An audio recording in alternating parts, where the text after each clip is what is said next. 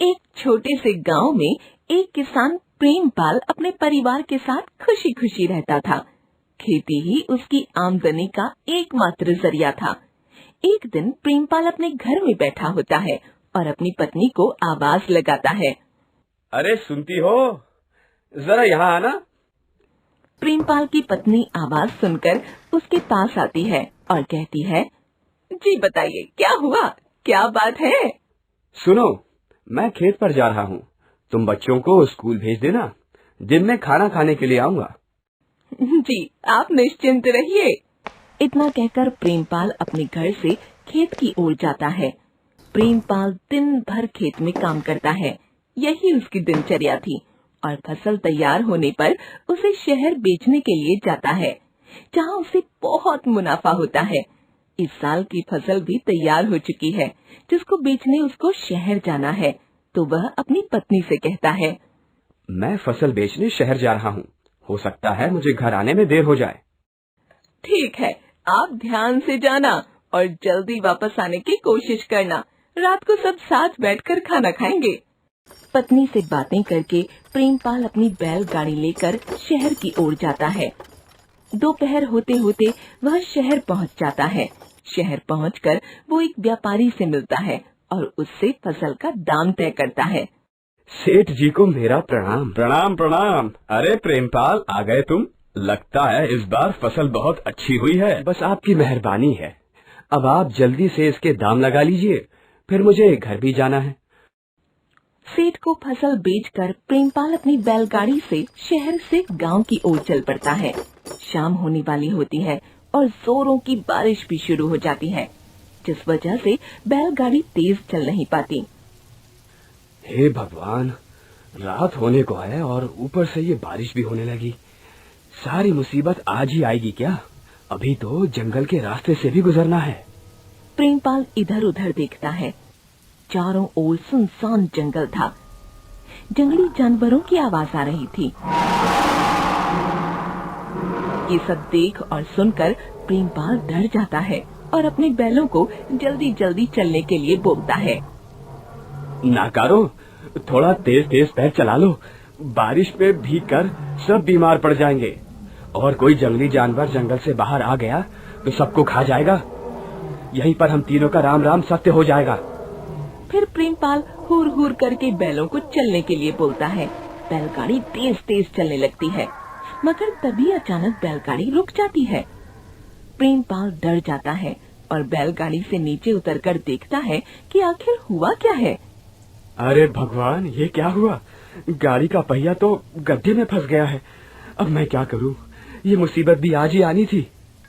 प्रेमपाल बैलों को जोर जोर से मारता है ताकि पहिया निकल जाए, मगर गाड़ी का पहिया बाहर नहीं निकलता।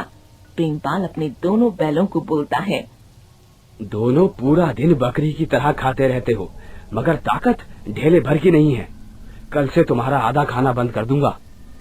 इतना कहकर प्रेमपाल एक बार फिर से गाड़ी को निकालने की कोशिश करता है, मगर कुछ फायदा नहीं होता है। तभी अचानक प्रेमपाल की नजर जंगल में बनी झोपड़ी पर पड़ती है। वह बैलगाड़ी को छोड़कर उस झोपड़ी में मदद मांगने के लिए जाता है। अंदर जाकर वो देखता है कि वहाँ बहुत साफ सफाई है। ये देखकर वो सोचता है कि यहाँ कोई रहता होगा, जो थोड़ी ही देर में आता ही होगा। ये सोचकर प्रेमपाल पास पड़ी चारपाई पर बैठ जाता है। जैसे ही वो चारपाई पर बैठता है, दरवाजा अपने आप बंद हो जाता है। ये देखकर प्रेमपाल डर जाता है। तभी अचानक से किसी के चिल्लाने की आवाज आती है।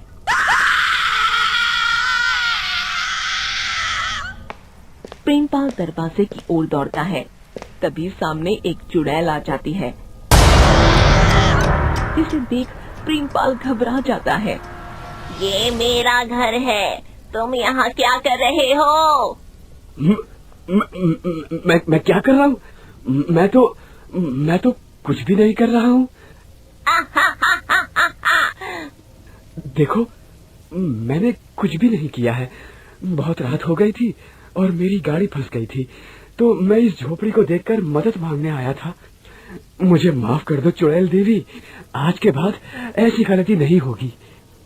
सही कहा, गलती तो तब करोगे ना जब तुम जिंदा बचोगे। बहुत दिनों से इंसान नहीं खाया, आज मेरा इंतजार खत्म हुआ। अरे भगवान, मुझे आज बचा लो। मैं आज के बाद कभी किसी झोपड़ी को देखकर नहीं रुकूंगा। भगवान, आज इस चुड़ैल से बचा लो। अब तुम मेरे शिकार हो। अब तुम्हें कोई नहीं बचा पाएगा। आज तो मजा ही आ गया। प्रेमपाल बहुत बड़ी मुसीबत में फंस गया था और वहीं दूसरी ओर प्रेमपाल के घर वाले उसके लिए बहुत परेशान हो रहे थे। बेटा, तुम्हारे पिताजी अभी तक घर नहीं आए, मुझे बहुत चिंता हो रही है। माँ, आप बिल्कुल चिंता मत कीजिए, मैं पिताजी को ढूंढने जा रहा हूँ और उन्हें ढूंढ कर ही लाऊंगा। प्रेमपाल का लड़का अपने पिताजी को ढूंढने के लिए घर से निकल जाता है और शहर जाने वाले रास्ते पर चल पड़ता है। कुछ दूर जाकर उसे अपनी बैलगाड़ी दिखाई देती है, मगर उसके पिताजी बैलगाड़ी के पास नहीं थे। तभी उसकी नजर भी उसी झोपड़ी पर पड़ती है, तो वह मन ही मन सोचता है, बैलगाड़ी यही है, लगता है पिताजी झोपड़ी के अंदर ही होंगे, मैं जाकर देखता हूँ। लड़का धीरे धीरे कदमों से उस झोपड़ी की ओर जाता है और वहाँ पहुंचकर दरवाजा खोलता है तो देखता है कि वहाँ एक चुड़ैल है जिसने उसके पिताजी को बंदी बना रखा है। तभी वह चुड़ैल प्रेमपाल के बेटे को देख लेती है और कहती है, अरे वाह वाह, ऊपर वाले ने कमाल ही कर दिया। दो दो शिकार, आज तो पार्टी हो जाएगी। प्रेमपाल अपने लड़के को वहाँ देखकर और घबरा जाता है और अपने बेटे से कहता है, बेटा, तुम यहाँ क्यों आ गए? तुम्हें किसने बोला था यहाँ आने के लिए? अरे आज तो दोनों मारे जाएंगे। पिताजी, माँ आपके लिए बहुत परेशान थी, उन्होंने ही भेजा है मुझे। वैसे आप चिंता मत कीजिए, कुछ ना कुछ रास्ता निकालते हैं। क्या कह रहे हो?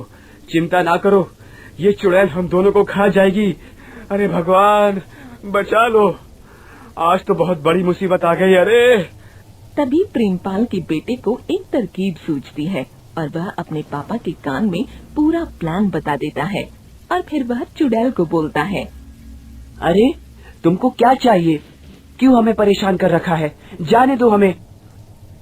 जाने दो? तुम दोनों मेरे शिकार हो और मैं तुम्हें कहीं नहीं जाने दूंगी।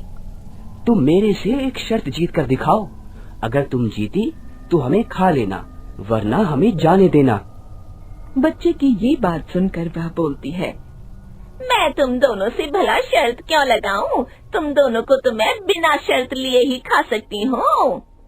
लगता है हारने से डरती हो तुम, इसीलिए शर्त नहीं लगा रही हो।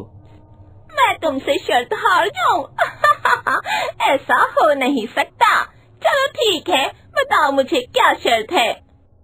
अगर तुम उस बैलगाड़ी को गड्ढे से निकाल दोगी तो तुम जीती और शर्त के हिसाब से हमें खा लेना, मगर तुम गाड़ी नहीं निकाल पाई तो हमें जाने देना होगा। बस इतनी सी बात, ये तो मेरी एक उंगली का कमाल है। अभी कर दूंगी, फिर दोनों को बैठकर आराम से खाऊंगी।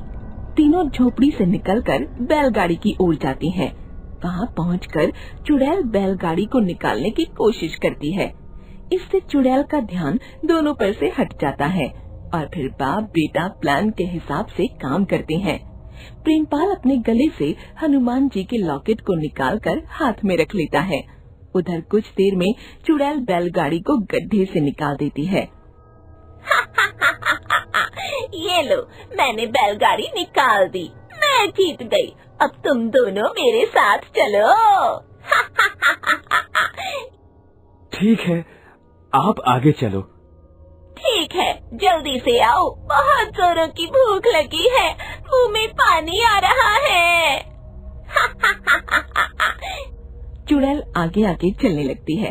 तभी मौका देखकर प्रेमपाल और उसका बेटा हनुमान जी के लॉकेट को चुड़ैल के गले में डाल देते हैं और जय हनुमान बजरंगबली की जय बोलते हैं।